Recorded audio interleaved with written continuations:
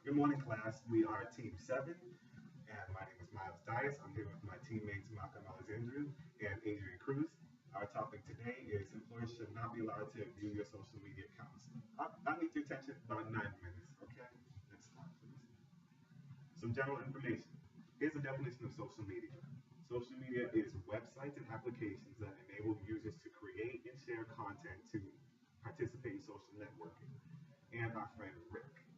Rick was at a party on Saturday that there was some drinking, there was some smoking, there was some craziness going on, and some pictures ended up on his Facebook. But we'll get to him. Okay, so just keep Rick in your mind and your thoughts on who he is and what he's about. Next slide, please. Okay, and I'm going to hand off to Adrian to discuss privacy.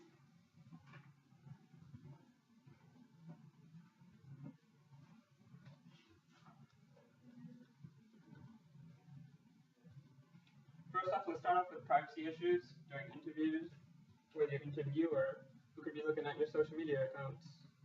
How many of you have gone to an interview?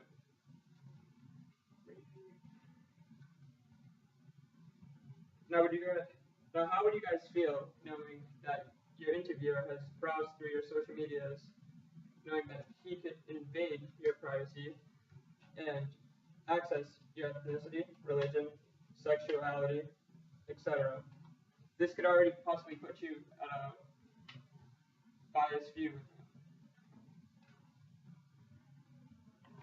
In some cases, interviewers have actually sent friend requests to their applicant, making them feel awkward or pressured to accept it.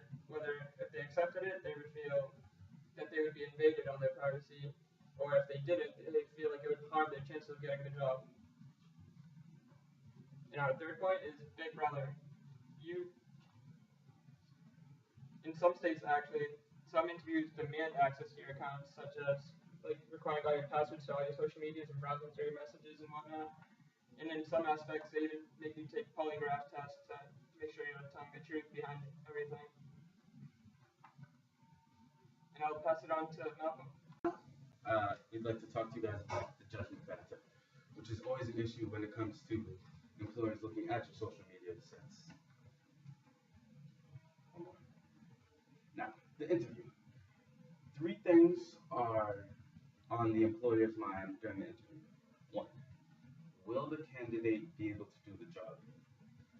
The second thing is, will the candidate be a good fit in the company? And the third, is this the best person for the position? When evaluating a candidate, employers are not allowed to judge you based on religious beliefs, age, sexuality, sexual orientation, ethnicity, and other things in those categories. Which is why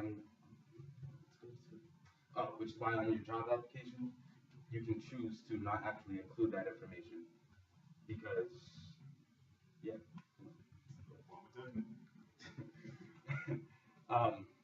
And one problem, so if an employer does actually go onto your social media site after your interview or before it and see some of this information that you do have out there, there's nothing you can really do about it. And once it's out, it's out. You can't control who sees your social media profile, and when someone does see something on your profile that may or may not hurt or harm you, it's hard to unlearn it. They won't be able to unlearn it. And a lot of the times, if you do have something that's misleading or confusing on there, you aren't sitting with them to explain the context that that information was displayed. Which brings me to our next point of inaccurate portrayal. I think I can still right there. Yeah. Don't we stop the video? That's okay. Okay, so now I'm going to take over for inaccurate portrayal. 4 sections on here. We have meant to be social, not formal. We have personal life, empty words, and biographical information. Next slide, please. Okay, social, not formal. This, social media was basically designed, specific to to non-workplace aspects. For example, this is a place where you discuss current hot topics. This is where people bash celebrities. Your employer might actually not um, disagree with what you're saying. He or she could actually like what you're saying and start jumping in, especially in the workplace. And I don't really want to talk about the latest celebrity gossip with my boss. Next slide, please. Okay, in your personal life. Now, this is an accurate portrayal section. How many times do you see somebody polish up their personal life just for the general public? For example, if you're fighting with your mom, you're not going to say, I can't stand her, I'm going to knock her out, blah, blah, blah, blah, which we'll get to in the next slide. But no, of course you're going to say, my mom and I would not really get me along, so whatever. That's the quote that somebody might say. Other thing information. For example, if your dad, let's say, isn't too high up in the company as he would prefer, of course you're going to say he's the boss, he's got employees, he has all that stuff. You're not just going to say the bare minimum. Next slide, please. Empty words. Like I just said, how many times do you see people say, I'm knocking them out, I can't stand them? You see that all the time.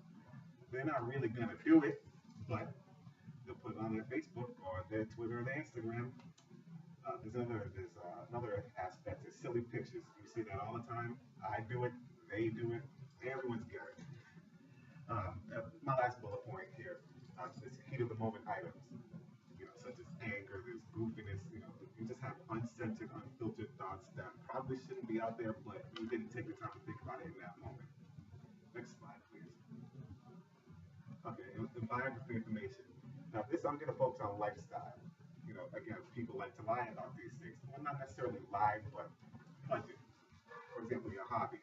Some people have hobbies they like to hide, and some they like to keep on the forefront. Of course, you're going to say, especially for athletes like myself, you're going to say, yeah, I was in the gym this morning, I was benching, 250, whatever. That's not always reality. Social activities, some people may be partying every Friday night, like Rick. But, does that always happen? Yes, no. You decide. And also your eating habits. Of course, you're going to say you're eating healthy. Wouldn't we all like to say we're eating healthy? But that salad may only be a piece of lettuce you had on your burger from Five Guys. Next slide, please. Okay, and the last main point that we're going to make today is damages. 3 sections here: professional relationship, trust, and employee's confidence. Next slide, please. Professional relationship. This can lead to friction between the employer and the employee. That'll make for awkward face-to-face contact, resentment of authority, and even rumors spread behind your back. That can be very difficult working in an environment just like that. Continue, please. And trust. Trust will be severely, if not entirely, reduced. That means all promises will be disregarded, such as pay raises, time off, all that stuff. I personally will not believe it after someone went behind my back on information on me. You might also challenge information. Say your boss tells you about a meeting that's coming up, or just for lack of a better example. Of course, you might say, well, is this really going to happen? Okay. That's human nature. Next slide, please. Okay, and employees' confidence. Again, reduced or destroyed altogether. That'll lead to a loss in productivity. That could also lead to second guessing or turning in projects late. It's not a good place to be in if you're an employee who's incompetent within yourself. Next slide, please. Okay, so we hope that we were able to persuade you to, adopt the principle that employers should not be reviewing your social media. So, any last thoughts on Rick? And this is where I asked them how they feel about Rick. So, thank you for your time, and we will now open up to